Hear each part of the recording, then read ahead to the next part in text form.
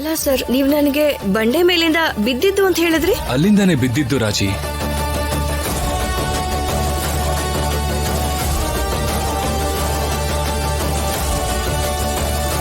ನೀವ್ ಬಂಡೆ ಮೇಲೆ ಯಾಕೆ ಹೋಗಿದ್ರಿ ಅತ್ತೆ?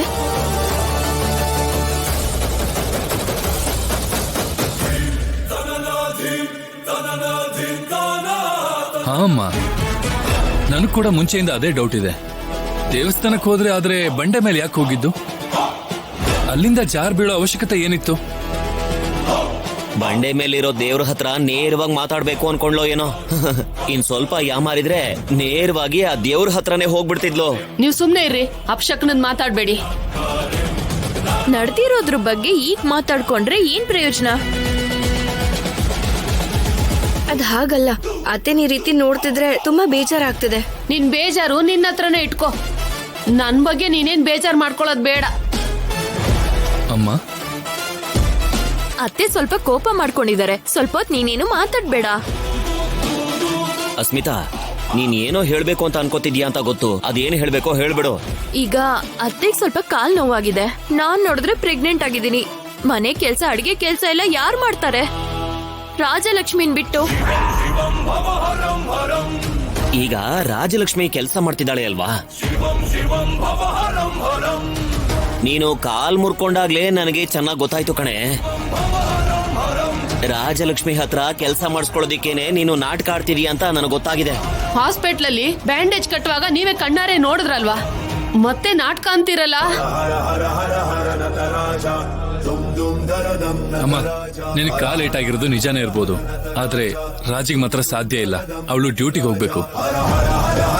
ಅಂದ್ರೆ ಕಾಲ್ ಮುರ್ಕೊಂಡಿರೋ ಅತ್ತೆಗಿಂತ, ಪ್ರೆಗ್ನೆಂಟ್ ಆಗಿರೋ ನಾದ್ನಿಗಿಂತ, ಈ ಮನೆ ಜವಾಬ್ದಾರಿಗಿಂತ ನಿನಗೆ ಕೆಲ್ಸನೇ ಮುಖ್ಯನಾ? ಇನ್ ಮುಂದೆ ನನ್ ಡೆಲಿವರಿ ಆಗೋವರ್ಗೂ, ಅತ್ತೆ ಕಾಲ್ ಸರಿ ಹೋಗೋವರ್ಗೂ ಆ ಕೆಲ್ಸ ಏನಿದ್ಯೋ ಬಿಟ್ಟು ಮನೆ ಕೆಲ್ಸ, ಅಡ್ಗೆ ಕೆಲ್ಸನ ಮಾಡು ರಾಜಲಕ್ಷ್ಮಿ. ಏನು, ನಾನ್ ಕೆಲ್ಸ ಬಿಡ್ಬೇಕಾ? ಇಲ್ಲ ಅಂದ್ರೆ ನನ್ನನ್ ಹೀಗೆ ಬಿಟ್ಬಿಡ್ತೀಯಾ? ಅತ್ತೆ ಇಲ್ಲಿ ನೋಡಿ, ಅದು ನಮ್ಮ ಊರಲ್ಲಿರೋ ದೇವಸ್ಥಾನ. ಅಲ್ಲಿ ಖಂಡಿತ ಏನೋ ಕುತಂತ್ರ ನಡೀತಾ ಇದೆ.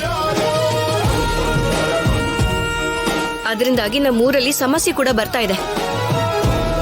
ನಮ್ಮ 3 ಜನ ಎಲ್ಲ ಸತ್ತೋಗ್ತಾ ಇದ್ದಾರೆ. ಅದ್ ಯಾಕೆ ನಡೀತಾ ಇದೆ, ಯಾರು ಮಾಡ್ತಿದ್ದಾರೆ, ಅದನ್ನ ಪ್ರತಿಯೊಂದನ್ನು ನಾನು ತಿಳ್ಕೊಳ್ಳೇಬೇಕಾಗಿದೆ.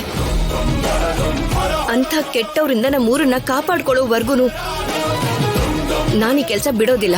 ಮತ್ತೆ ಮನೆ ಕೆಲಸ, ಅಡಿಗೆ ಕೆಲಸ ಎಲ್ಲ ಯಾರು ಮಾಡ್ತಾರೆ? ನಿಮಗ್ ಬೇಕಾಗಿರೋದು ಅಡ್ಗೆ ಕೆಲಸ, ಮನೆ ಕೆಲಸ ಅಷ್ಟೇ ಅಲ್ವಾ? ಅದನ್ನ ಮಾಡ್ಬಿಟ್ಟೆ ನಾನು ಹೋಗ್ತೀನಿ. ಎಲ್ಲಾ ಕೆಲ್ಸನೂ ಮಾಡ್ಬಿಟ್ಟು ಕೆಲ್ಸಕ್ಕೆ ಹೇಗಮ್ಮ ಹೋಗ್ತೀಯಾ? ಕಷ್ಟ ಆಗುತ್ತಲ್ವೇನಮ್ಮ? ಇಲ್ಲ ಮಾವ, ಸೊಸೆಯಾಗಿ ಮನೆ ಕೆಲಸ ಮಾಡೋದು ನನ್ನ ಧರ್ಮ. ಅದೇ ತರ ಆಫೀಸರ್ ಆಗಿ ದೇವಸ್ಥಾನ ಕಾಪಾಡ್ಕೊಳ್ಳೋದು ನನ್ನ ಧರ್ಮನೇ ಅಲ್ವಾ? 2 ಜವಾಬ್ದಾರಿನೂ ನಾನು ನಿಭಾಯಿಸಲೇಬೇಕು ಮಾವ.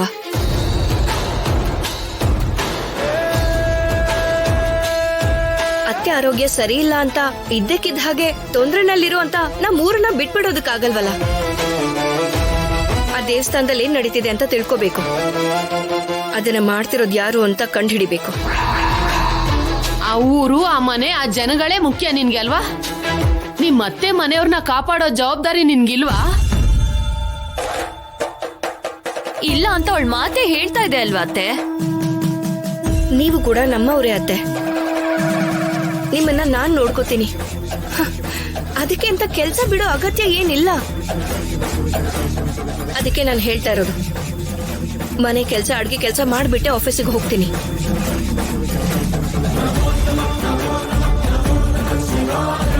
ಇವಾಗ ನಿಮ್ಗೆ ಯಾವ ಸಮಸ್ಯೆನೂ ಇಲ್ಲ ಅನ್ಕೋತೀನಿ.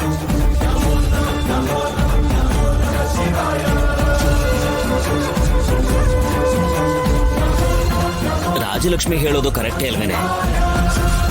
ಮನೇಲಿ ಏನಾದ್ರೂ ಸಹಾಯ ಬೇಕಿದ್ರೆ ನಾನು, ಶೌರ್ಯ, ಪ್ರಶಾಂತ್ ಸೇರ್ಕೊಂಡು ಸಹಾಯ ಮಾಡ್ತೀವಿ ಅಲ್ವಾ? ಅಲ್ವಾ ಶೌರ್ಯ? ಸರಿಯಪ್ಪ.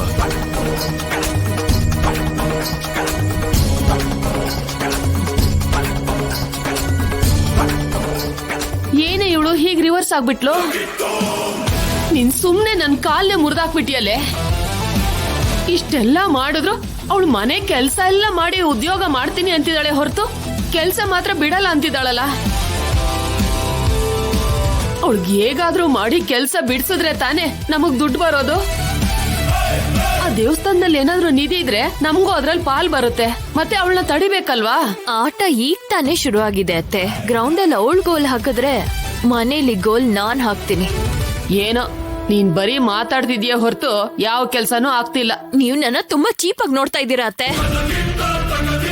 ಅವಳು ಮನೆ ಕೆಲ್ಸ ಅಡಿಗೆ ಕೆಲ್ಸ ಮಾಡಿ ಕೆಲ್ಸಕ್ ಹೇಗ್ ಹೋಗ್ತಾಳೋ, ಅವಳ ಕೈಯಲ್ಲಿ ಕೆಲ್ಸನ್ ಹೇಗ್ ಬಿಡಿಸ್ಬೇಕು ಅನ್ನೋದನ್ನ ನಾನ್ ನೋಡ್ಕೋತೀನಿ. ನೀನ್ ಏನಾದ್ರೂ ಮಾಡೋಕ್ ಮುಂಚೆ ನನ್ಗೆ ಹೇಳ್ಬಿಟ್ ಮಾಡು. ಇಲ್ಲ ಅಂದ್ರೆ ಅನಾವಶ್ಯಕವಾಗಿ ನಾನ್ ಬುಕ್ ಆಗ್ಬಿಡ್ತಿದ್ದೀನಿ. ಎಲ್ಲ ಹೇಳ್ಬೇಕು ಅಂದ್ರೆ ಆಗಲ್ಲ ಅತ್ತೆ. ಅವಾಗವಾಗ ಈ ತರ ಶಾಕ್ಸ್ ಇರುತ್ತೆ. ನೀವ್ ತಯಾರಾಗಿರಿ. ಇನ್ನೂನಾ? ಯುದ್ಧದಲ್ಲಿ ಗಾಯ ಆಗೋದು ಸಹಜ ಅತ್ತೆ. ಜಯ ಬಂತಾ ಇಲ್ವಾ ಅನ್ನೋದೇ ಮುಖ್ಯ. ಏನೋ ಇವಳು ನೋಡಿದ್ರೆ ಹೀಗಿದ್ದಾಳೆ, ಆ ಸೊಸೆ ನೋಡಿದ್ರೆ ಹಂಗಿದ್ದಾಳೆ. ದೇವ್ರೆ, ಇವರಿಬ್ರಿಂದ ನೀನೇ ನನ್ನ ಕಾಪಾಡ್ಬೇಕು.